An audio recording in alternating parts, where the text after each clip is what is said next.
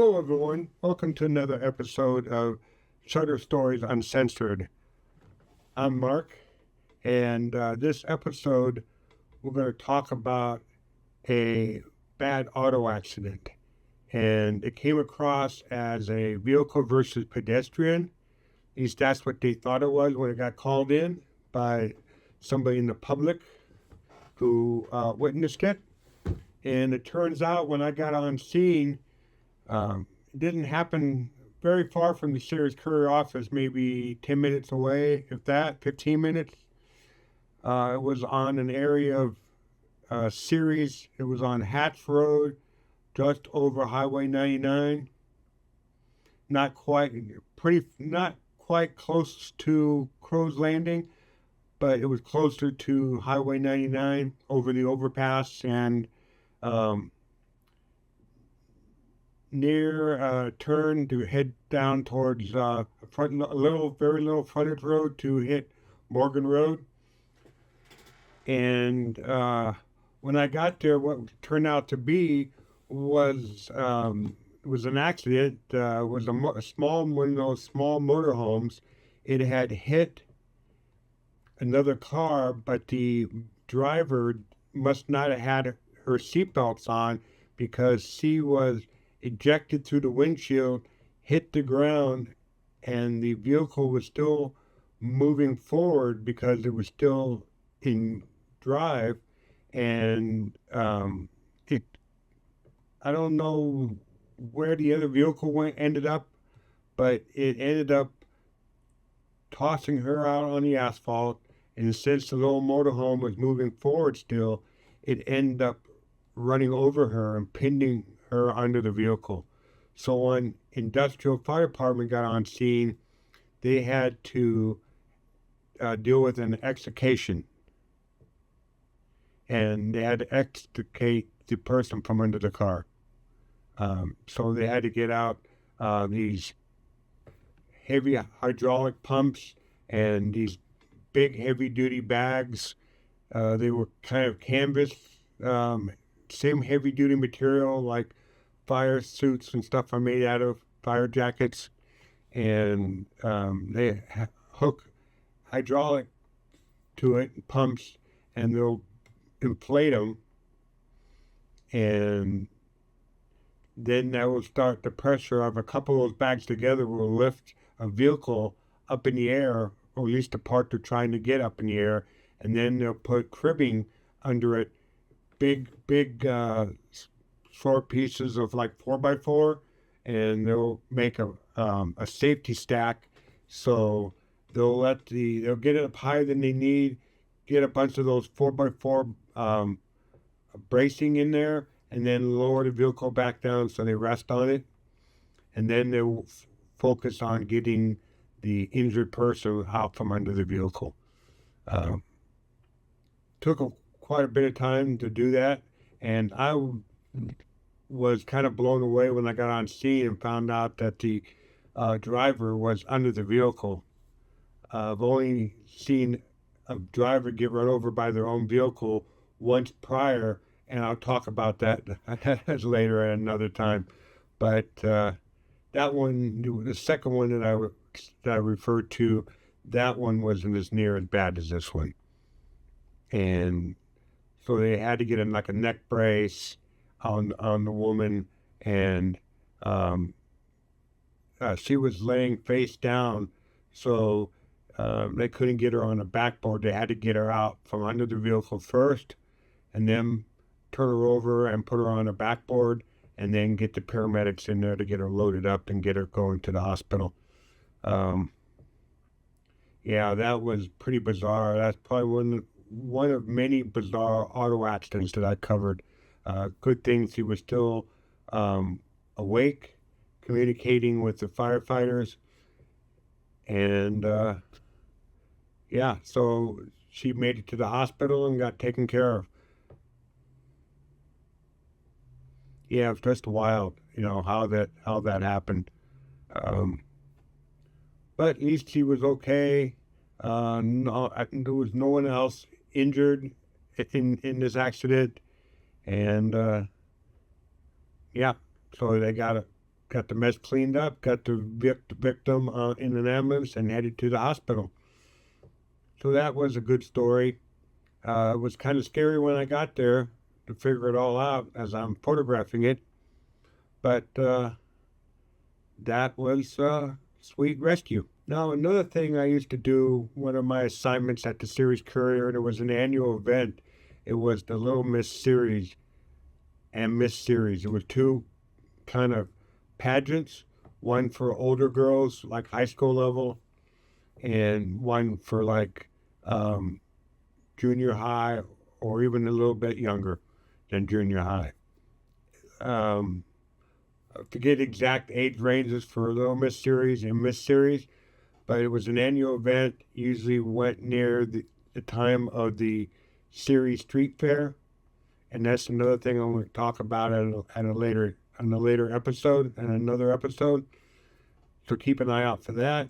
Keep an eye out for that other person that got run over by their car as well.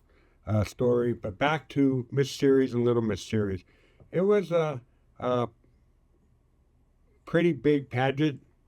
They would both would be on the same night, and they usually held it at May Hensley Junior High School, because they had a outdoor stage and production area that made it perfect to bring in a crowd and a place to set up with lighting and mics and all the equipment, place for the girls to change for the different parts of the pageant.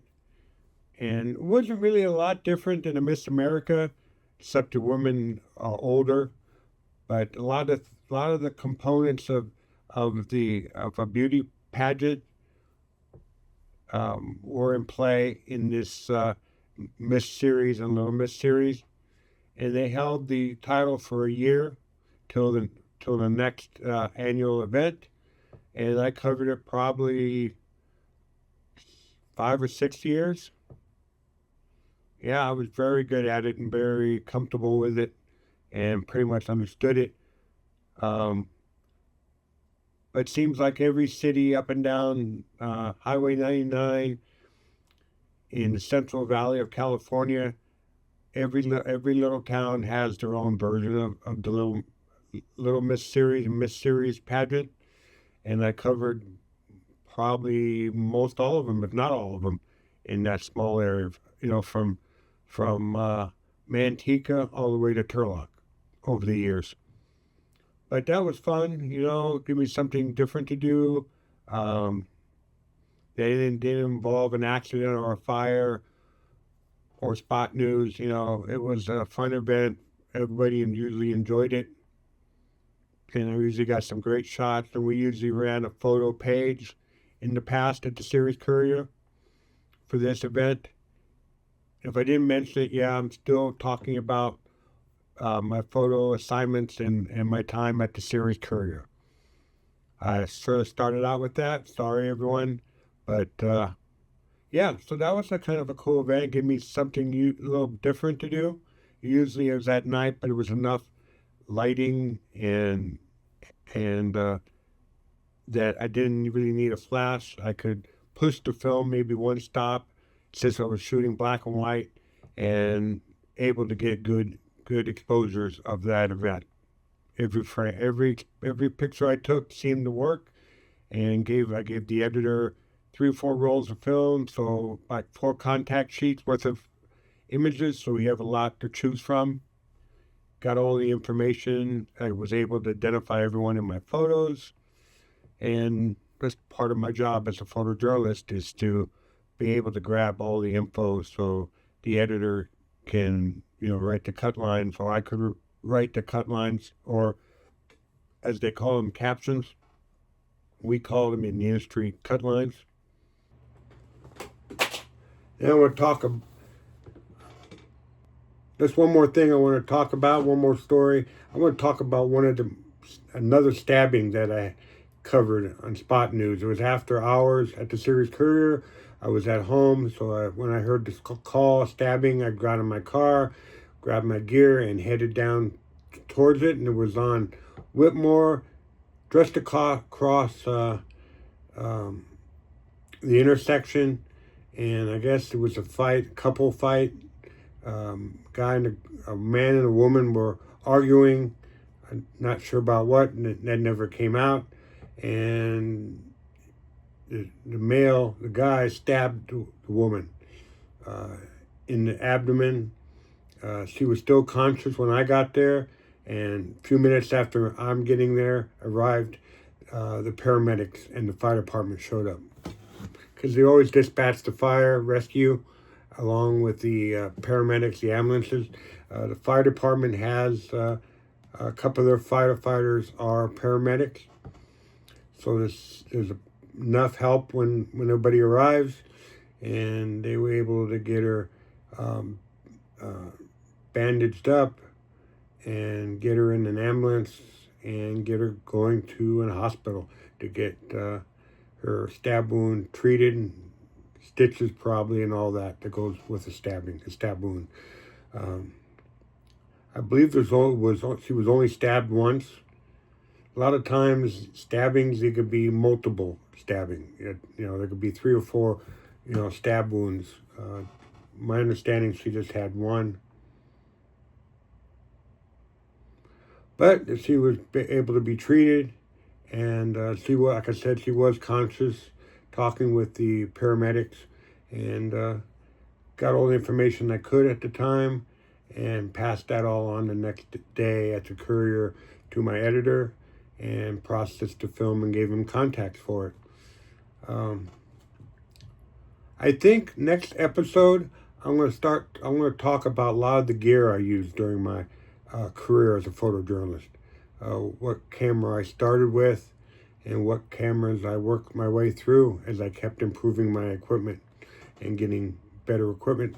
Now, since I was at a lower level as a photojournalist, I had to supply my own gear.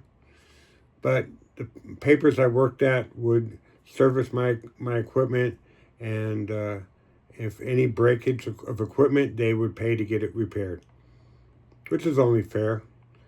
And I've seen got a few comments over the last few episodes.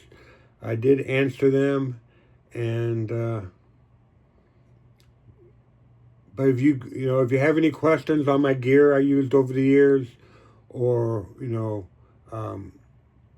what my education was, just ask those questions, and I'll be more than happy to answer. You can pretty much ask me anything and everything to do with my job, and if you have questions on photography, how to take capture a certain photo, what the best gear is to use, what lenses did I use, all that. If you have any questions on my skills, how to capture a certain image, or anything regarding my career, just ask away in the comment section, and I will answer and get back to everyone. I do appreciate all the views I've been getting lately, and so to keep this channel growing, please subscribe, please share, hit smash that subscribe button, smash the bell icon. You won't miss an episode that way. Give us a like, give us a share, and can't wait to see you all next episode. All right, everyone. Thanks for watching. We'll see you next episode.